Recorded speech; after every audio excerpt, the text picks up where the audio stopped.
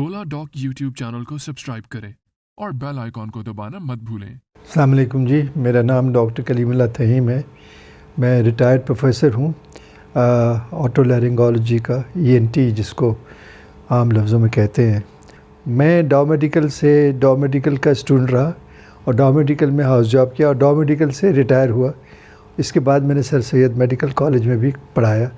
आजकल मैं CPSP में वर्कशॉप कराता हूँ सुबह के वक्त पे, और शाम में मेरा क्लिनिक है जो कि डेली मैं 6 बजे से 9 बजे तक, 9:30 बजे तक साउथ सिटी में होता हूँ सिवाय संडे के। और एक दिन सैटरडे को मैं 3 बजे से 4:30 बजे तक डिफेंस क्लिनिक में होता हूँ, DHA क्लिनिक जिसको कहा जाता है। तो ये मुख्तसर सा मेरा इंट्रोडक्शन है।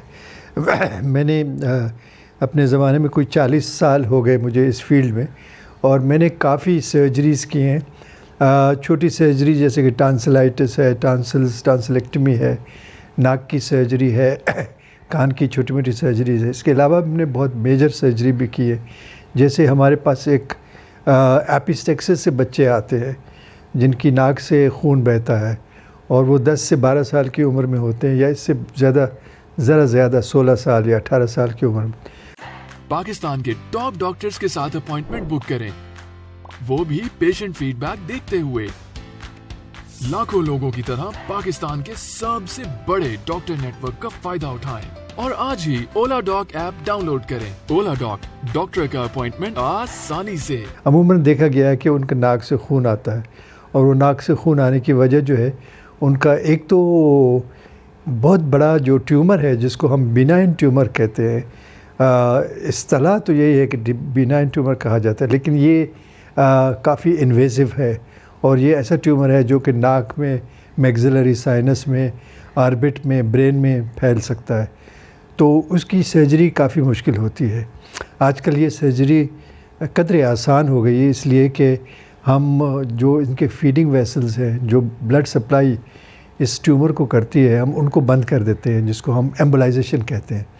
तो एम्बोलाइजेशन के बाद जो है ये सर्जरी निस्बतन आसान हो जाती है, और ये सर्जरी हम कर लेते हैं। ये काफ़ी बच्चे हमारे पास आते हैं। मेरे पास तकरीबन 40 से 45 ऐसे केसेस हैं जो हमने किए, छोटे 8 साल से लेके 18 साल की उम्र तक। तो ये सर्जरी बड़ी इम्पॉर्टेंट है। इसलिए कभी भी अगर किसी को नाक से खून आ रहा हो, और तो उसको खुदारा ऐसे ना छोड़ दीजिएगा, उसको किसी न किसी ENT सर्जन को दिखा दें, ताकि ये पता चल सके कि क्या इसमें कोई ट्यूमर है या वैसे ही कोई ब्लीडिंग है। तो ये बड़ा इम्पॉर्टेंट टॉपिक है, और इस पे हमने काफ़ी रिसर्च भी की, काफ़ी काम भी किया है। दूसरा मसला जो एपिस्टेक्सिस का है, जो ब्लीडिंग का है, वो बच्चों में अक्सर देखा जाता है कि बच्चों में 8 साल, 6 साल, 7 साल के बच्चों में ब्लीडिंग होती है। ये ज़रूरी नहीं है कि हर ब्लीडिंग जो है वो एंजियोफाइब्रोमा हो। ये भी मुमकिन है कि बच्चों को बाज़ बच्चे धूप में खेलते, धूप में खेलने की वजह से, धूप लगने की वजह से, या बच्चे जो है नाक में उंगली करते रहते हैं और कोई पेंसिल डालते हैं, उसकी वजह से उनको ब्लीडिंग होती है। तो ये भी एक ज़रूरी अमल है। बच्चों में तो ये ज़रूरी है। बड़ों में कभी कभी ऐसा होता है कि अगर ब्लीडिंग होती है तो उसको हम सबसे पहले ब्लड प्रेशर का देखा जाता है कि ब्लड प्रेशर क्या है, ये ब्लड प्रेशर की वजह से तो नहीं है।